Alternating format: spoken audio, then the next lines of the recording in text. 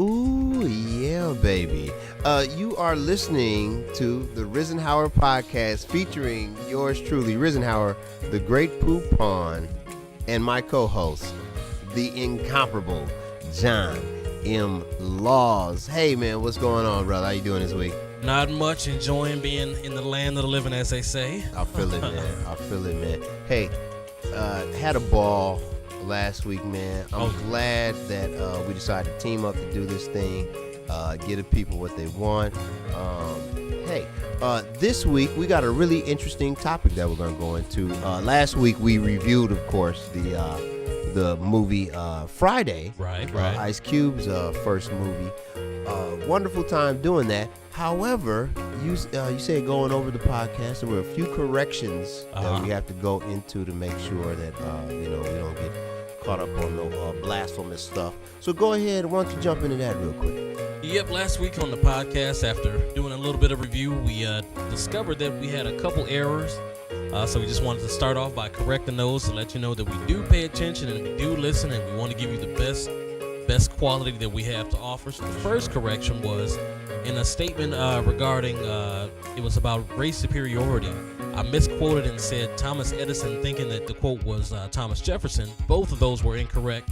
The quote was actually Abraham Lincoln, and that was during the fourth Lincoln-Douglas debate. And the full quote of that was it was in regard to black equality, and it was this is Abraham Lincoln's quote: "I will say then that I am not, nor have I ever been, in favor of bringing about in any way social and political equality of the white and black races. That I am not, nor nor ever been bringing in favor, nor ever have been in favor of making voters or jurors of Negroes, nor qualifying them to hold office, nor to intermarry with white people. And I will say in addition to this that there is a physical difference between the white and the black races, which I believe will forever forbid the two races living together on terms of social and political equality.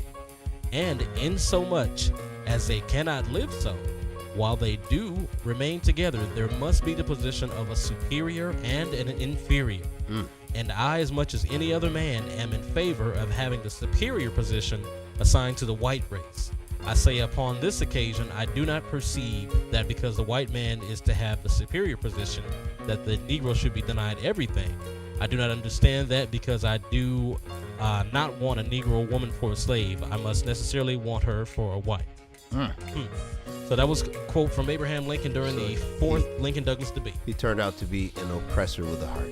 Oh, yeah, he had a heart of gold. Heart of gold. Yeah, just like Thomas Jefferson. But I knew that I was looking for a quote from Thomas Jefferson, and Thomas Jefferson had some interesting things to say about black people. And this was in Thomas Jefferson wrote the state of Virginia.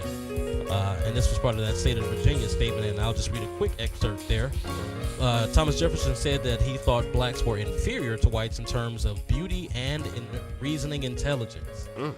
Yeah, so he also made many statements too that the blacks were possibly intelligent in regard to music, and that they held a particularly different smell from that of the European counterparts. So I said, well, that's a rather interesting statement by their founding fathers. Yeah, man. Yeah, so that was a big one, but there's always a chance to learn. The second mistake was later on when we were speaking about films that were directed by F. Gary Gray. I made the mistake of saying that Inside Man was directed by F. Gary Gray because I thought it was directed by F. Gary Gray, but I was incorrect. Actually, Inside Man was directed by Spike Lee, but here's a couple F. Gary Gray films that he did direct. Yeah. The Fate of the Fast and Furious, that was the most recent Fast and Furious 8. That was F. Gary Gray. Straight Outta Compton. Watch out. The Italian Job, Law Abiding Citizen, Friday, of course, The Negotiator, Set It Off, A Man Apart, and 2005 sequel to Get Shorty, which was an awesome movie. This one was called Be Cool. All right, man. So, hey, we cleaned up our messes, okay? All right. We made a spilly, all right, and we cleaned it up. Right. Rather damn good, I might add, too. Hey, so this week we got something real cool we're going to go into. It was suggested to me by John himself. We're going to review the movie A Thin Line Between Love and Hate. All right. A lot of you might, who are as old as we are, might remember this movie. Let me go ahead and just read a quick synopsis of it. A Thin Line Between Love and Hate is a 1996 American dark comedy romance film that was directed and co-written by Martin Lawrence, who also stars in the film. Lawrence co-wrote the screenplay alongside Kenny Buford and Bentley Kyle Evans, who is also written for Lawrence's hit television show Martin. Love it. And Ken Bass. Along with Lawrence, the film features a cast of actors that include Lynn Whitfield, Regina King, Bobby Brown, and Della Reese. The film tells the story of Darnell Wright, a ladies' man who finds himself targeted by one of his obsessed lovers. And also my boy Roger E. Mosley. Gotta love it. Right. Magnum my man P.I. from Magnum P.I. was it? I forgot he was in this. I'm like, yeah. dog, look at him, young in a mug, looking all good. Go ahead, brother. Right. So just a really, really cool film to start out with. And one thing that I thought was really cool is that casting Yeah. for this film was really kind of all over the place, man. You got Bobby Brown in there. Right. And I remember going to see it because they didn't even really pub that. Yeah. I was going to see it and I'm like, yo, Bobby Brown is for real in Right. this movie. I didn't even know he was a decent actor. Man, and he actually did really well because, like we were saying earlier, there are parts where you just you just looked at him as the character. Right. And you forget, yo, It's new edition Bobby this is Brown. Bobby Brown. And my man was Bobby Brown by Oh, that yeah. time. Yeah. And was, living it up and was paid. Yeah. Because there was one part where, they drive off. Yeah. And dude is driving a Monte Carlo or something Right, like that. right. And I was like, and it took me a minute because I felt like, yeah, okay, he's driving. Right. But then I was thinking he probably ain't never drove nothing like that in his life. Or has it been some years? Right. What are you doing driving a short booty? You know what I'm Right. saying? So that kind of thing. But yeah, it really worked out well.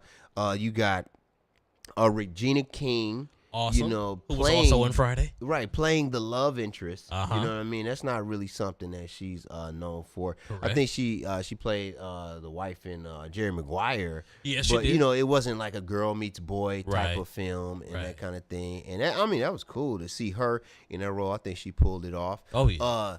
Della Reese. Got to love Della Reese.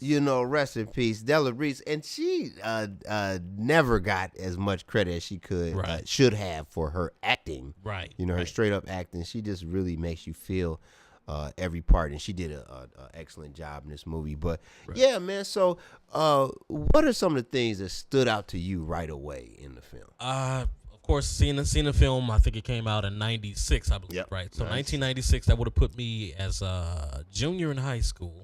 I remember seeing the movie. I remember laughing at Martin because by that time we were all watching Martin on TV. Yeah. Thinking that it's going to be a funny movie. It was funny, and then thinking that man, that girl, she's kind of crazy. Yeah. But watching it again as an adult now, I noticed immediately, man, yo, that's really not a good look to approach people in that way, because you don't know how close people are really standing on the edge of just lashing out. And as the movie went on, you begin to find out her backstory. But initially, it was just like, man, dude, it's kind of a little bogus from a grown man standpoint. Playing with fire, Right. man. I mean, and that's the one thing I see in that film. I graduated in '96, so I remember, I'm getting ready to go to school and all that kind of stuff, Right. and that is a lesson that you learn in that time, that 18 to 23 ish. Right. Area where it's like, nah, dude, you don't just get to play with women. Right. You know what I mean? Because Like- it'll bite you for Right. real. Right. And every dude has to kind of learn that part Yeah. where it's like, hey, wait a minute, no, they have feelings and stuff. Right. The And, point, the point where you're mature enough to realize that, it may be fun, but it ain't cool. right, and now, looking past, Right. what's there physically and stuff Yeah, like yeah. that. So, here we are, and the same thing happened to me. When I was sitting there watching it yesterday, is that I was like, man, this movie is a lot. different Yeah. as a man. Yeah. You know what I mean? Watching this, because I remember walking out like, man, that bitch crazy. Right. That bitch crazy. That bitch crazy. Right. But watching it as a man, it's like, nah. Yeah, I like- would have been like Smitty in there telling Yeah. like, hey, watch out, dog. Keep it cool. Nah, dog. So that kind of thing. So Right. that's what I really think was interesting about this movie is that, first of all, the comedy setup. Oh yeah. Like the whole first half of the movie is like just flat out laughter. Right. You know what I mean? Right. Then they set you up real nice for Yeah. that dark part. You know what But I mean? where you see where this is where you really can't afford to play with people real feelings. Yep. Yeah. Yep. And then that's the other thing too. You can't play with people's stuff neither. Ooh yeah. You know what I mean? Let somebody spend some money on you. Yeah. You know what I mean? That's another thing every man got to learn is that, yo, man, the more money somebody give you, Yep. the more they feel that They they can own tell you what to do. Right. You know what I mean? Nothing's free. I've talked to, some of my younger cousins and stuff about like, you look at those like NBA players Uh-huh. and those football players. And I remember one year down at the Bradley Center, you know how they had those for season ticket holders, they have these little like banquets and meet and greets Yeah. and stuff like that. And I'm down there with my son. This is about 5 or 6 years ago. I remember Brandon Jennings was on the team. And we walking through the line, and as we're going through, I'm noticing, I'm like, oh, these cats don't want to be here. They're working. Right. Oh, man. Yo, yeah, that part of probably being a NBA player probably sucks. You know what I mean? The celebrity part of it. Yeah, Right. and them saying like, nah, you got to come down. You got to shake hands with Right. all these people and blah, blah. We ain't give you $20 million just for you to so you can have Saturdays off. Right. You know what I mean? And here it is, just as excited as me and my boy was. Hey, all right, hey, here you go. Pick him up, set him down. Went to the next one, pick him up, sat him down, wrote on the thing. And Right. It's like, oh, okay, hey, so that's that's part of the storyline. Right. But so the first thing is this. It was good to see Martin pull off, the lead role. Yeah.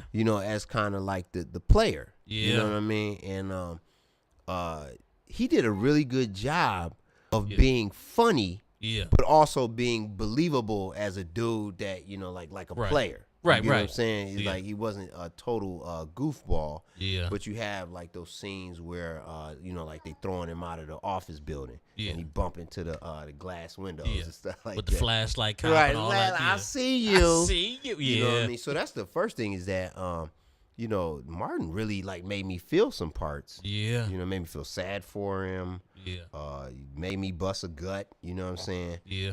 And then he also it made me feel like he actually loved, Regina King when he, Mia. starts digging on her. So that's the first thing I saw about Martin. What do you think about Martin's depiction in here? Yeah, like you said, he did an excellent job of being comical, but still being believable as the character Darnell, who was going about his business, still being focused on his career with at the club, but also being guided by his desire to just get a bunch of girls. Yep. So you saw that and you understood to a degree where he was coming from because he was basically it was sport. Yep. So from that standpoint, I understood. Like you said, he was funny when he was courting Lynn Thigpen's character, Brandy. When he was courting her, you saw you saw things that you understood. You understood how a guy would see a girl, and even if it's not for the best of reasons, he still wants to pursue her. Yeah. And you saw